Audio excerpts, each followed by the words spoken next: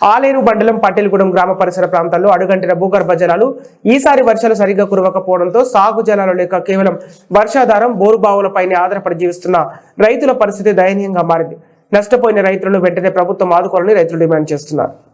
30,000 వచ్చింది సారి ఎకరానికి. ఆ ఎకరానికి 30,000 వచ్చింది అంతా. పురాగిపోతే గాలి కొక్కకపోతే అంకురం చెప్తాం. 4 నెలలు తింటున్నాయి కూరలు పెట్టకుండా పెట్టి అంతా ఆగమైపోయింది. ఊరియా మొన్న చదివినా అది పోయింది ఇది పోయింది సార్. కొసకి ఏమవుతుందో ఇంకా తెలియదు.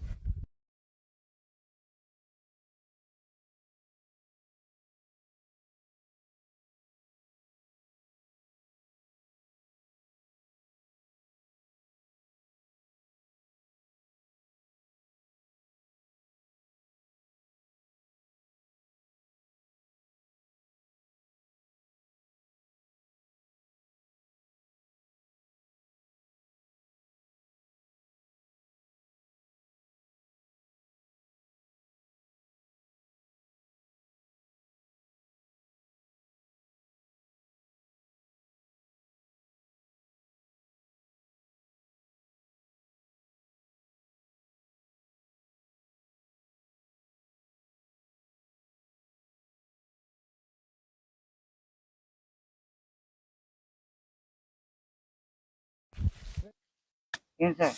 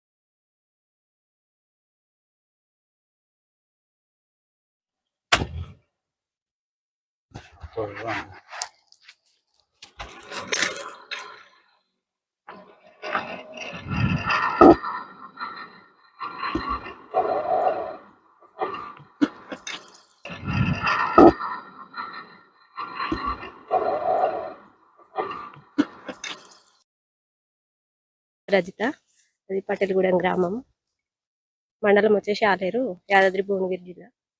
గత 10 సంవత్సరాల నుండి వ్యవసాయం చేస్తున్నాం మేము. ఈ సంవత్సరం మొత్తం ఎండిపోయింది ఊరంతా.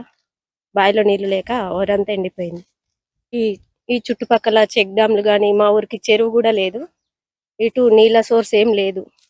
అందువల్ల ఎండిపోయిందని మేము అనుకుంటున్నాము. ఈ 10 సంవత్సరాల నుండి వ్యవసాయం చేసుకునేటప్పుడు మీ పొలం అంతా ఎండిపోవడం వల్ల మా ఆయన సిటీకి పనికి పోవాల్సి వస్తుంది. ఇప్పుడు శ్రీవాణి, మాది పటేల్గూడెం. మేము ఒక రైతుము. 5 ఎకరాల వరిసేను పెట్టినాము. పెడితే అది వచ్చేసి మొత్తం ఎండిపోయింది. 3 ఎకరాల దాకా ఎండిపోయింది. చుట్టుపక్కల వాగులు ఉండడం వల్ల, వాగులల్లో ఇసుక తీసుకోవడం వల్ల భూగర్భ జలాలు మొత్తం ఎండిపోయి మా వరిసేను చాలా నష్టం జరిగింది. ఈసారి తీవ్రమైన పరిస్థితి, బాగా ఘోరంగా ఉంది. నా పేరు బండ రమేష్, మా మండలం ఆలేరు, జిల్లా యాదాద్రి. చాలా ఎండిపోయింది పొలం అంతా. 5-6 ఎకరాలు నాటేసినాం, 3 ఎకరాలు ఎండిపోయింది.